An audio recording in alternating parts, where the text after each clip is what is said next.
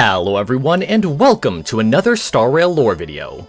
Today, I'll be going over the lore of the Firmament Frontline Glamoth Planar Ornament set and the Iron Cavalry against the Scourge relic set. This lore tells us about the history of Glamoth, Firefly's homeworld, and its Iron Cavalry that fought against the Swarm. Also, this video does contain spoilers for the quests listed on screen now, so if you haven't done those, you have been warned.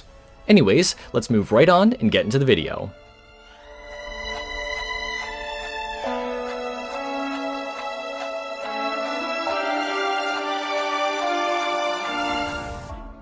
Our story starts a very long time ago, back when the Republic of Glamoth was a thriving and advanced civilization. They were able to travel around their star system, and also possessed the technology to build a fleet of warships.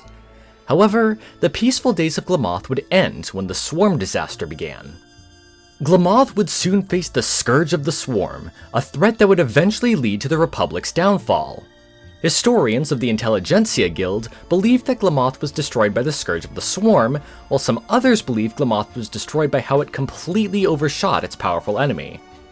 In a way, both of these interpretations are true, so let's jump into the action. The ruling council of Glamoth was not about to let the Swarm destroy them, and they resolved to alter the essence of humanity to adapt to the war. They wished to create a weapon that was born to fight, which resulted in Titania, the Empress of Glamoth. Technically speaking, she held no real power, only being used by the ruling council to telepathically control and command the knights connected to her. With this ability, the soldiers of Glamoth were woven into her dreams and taught to fight for one thing and one thing only. They were to guard Titania and her empire. They would study, fight, and die with honor, all for the Empress of Glamoth. In this dream, the Welkin Empire of Glamoth had a territory that spanned tens of thousands of light years and countless star systems. Setting their sights on the cosmos, the Empire would have a magnificent fleet of warships built. However, this grand expedition would soon be halted by the continued invasions of the Swarm. Glamoth's armies would try to fight back, but their colonies would soon be scattered, and the Grand Fleet would slowly fall. With the Swarm invasion, the Welkin Empire would be shattered, and the people would be left crying out for help. Eventually, these people would be assisted by the newest warriors of Glamoth. Knights clad in mechanical armor would descend from the sky to wipe out the sun-swallowing Swarm.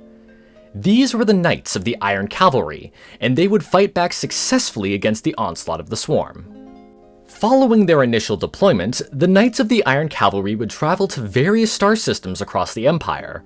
Within each of these star systems, they would fight back against the Swarm that had ruthlessly shattered their empire. After all, they were warriors born to fight against the Swarm, and as far as the Empress was concerned, that was their only purpose in life. Under the Empress's command, Glamoth's Iron Cavalry would successfully hold back the Swarm, bringing a brief respite to the Empire. The arrival would be seen by the people like a gift from the gods, but unfortunately, this opinion would soon change. As the never-ending battle against the Swarm continued on, Glamoth slowly became more and more like its adversary. Knights of the Iron Cavalry were made in labs, genetically modified to be the perfect soldiers of Glamoth. The scientists kept making more and more of them, hoping to stop the Swarm once and for all. However, they didn't realize that they were, in essence, making a new Swarm themselves. More and more Iron Cavalry Knights would fly high into the sky, fighting against the Swarm. The heavens would be blotted out, but instead of it being a result of the Swarm, this time it was the result of the ever-expanding Iron Cavalry. As the people saw this, they gradually began to look upon the Empress and her Iron Cavalry with fear. They no longer felt the relief and gratitude they felt before. Instead, it was replaced by a fear akin to what they felt towards the Swarm when they first attacked. Still, the Knights would fight on as Glamoth's last line of defense against the Swarm. The battle would rage on endlessly, drowning out the stars in the sky. Eventually, the once glorious Empire of Glamoth would fall, though the Iron Cavalry would continue to fight on. They would keep fighting against the Swarm, giving their all for the non-existent Empire. After decades of bloody battles, the remains of both mechas and insect limbs would turn into dense debris strewn about Glamoth's star system. This debris would blot out the sun and flow across the system, forming a so-called River of Death. At some point, the remnants of the swarm were deemed to no longer pose a threat to Glamoth. The leader of the council rang the bell of peace, saying that they had dispelled the apocalypse, and claimed that they would be ushered back into the light of day. However, thanks to the shadow of the River of Death, that light never returned to Glamoth. What they got instead was the beginning of another sunless night. Soon after, the civilization known as Glamoth would fade away. Peace would finally come to the empty star systems of the Empire, but there would be no one left to enjoy it. The majority of Glamoth's Iron Cavalry now rests as debris orbiting their star alongside the corpses of their enemies. Their empire has fallen, and all that remains is that River of Death. Despite this bleak ending though, we do know that at least one member of Glamoth's Iron Cavalry has survived into the present day. During our time on Penacony, we were able to meet the Stellaron Hunter Sam, also known as AR-26710 or Firefly. However, there is still a tragedy that follows her to this day. She is afflicted with a genetically modified disease given to all Iron Cavalry members that is known as entropy loss syndrome. The disease slowly causes the person to fade away, and there is no known cure. As for why every member of the Iron Cavalry was afflicted with this disease, that has something to do with what I said earlier. The purpose of the Iron Cavalry was to fight the Swarm, nothing more. They were born to fight, and beyond that, the Empress saw no purpose in their lives. Now, I think the odds of us visiting Glamoth as a destination on the Astral Express are quite slim. The Empire of Glamoth has fallen after all, and all that remains in that star system is a River of Death. However, just like Izumo, we can still potentially find remnants of Glamoth throughout our journey. After all, we already met Firefly on Penacony, so there is potential, however slim, for us to meet other members of the Iron Cavalry. In Firefly's Myriad Celestia trailer, we were shown a few other members of the Iron Cavalry, so perhaps one of them will make an appearance later on in the game. Again though, with the idea of entropy loss syndrome, this might not happen.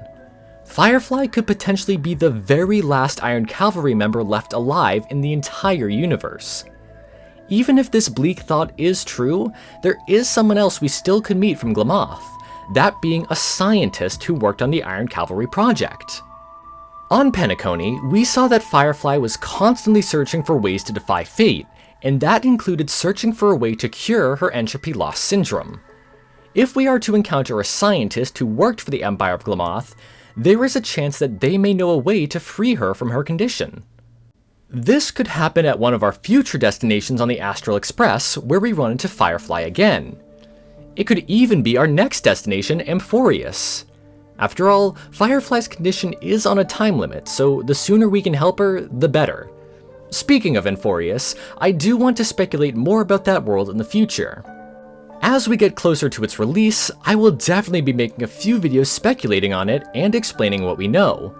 Getting back to Firefly though, I don't think her story is anywhere near over. We will definitely be seeing more from her in the future, and I really hope we can help her find a cure soon. Anyways, that's pretty much it for the lore of Glamoth and its Iron Cavalry. I really hope we get to learn more about Glamoth in the future, and maybe even meet other Iron Cavalry members. If you want more lore about Star Rail though, I recommend my videos on the flagships of the Xianxu Alliance and the tragic past of Izumo. With that said, I would love to hear what other bits of lore you'd like me to cover in the comments below as well. Anyways, that's it for this video. Thank you so much for watching. Sources and further readings are also in the description if you want to check them out. I hope you all have an amazing day, and I'll see you all in the next video.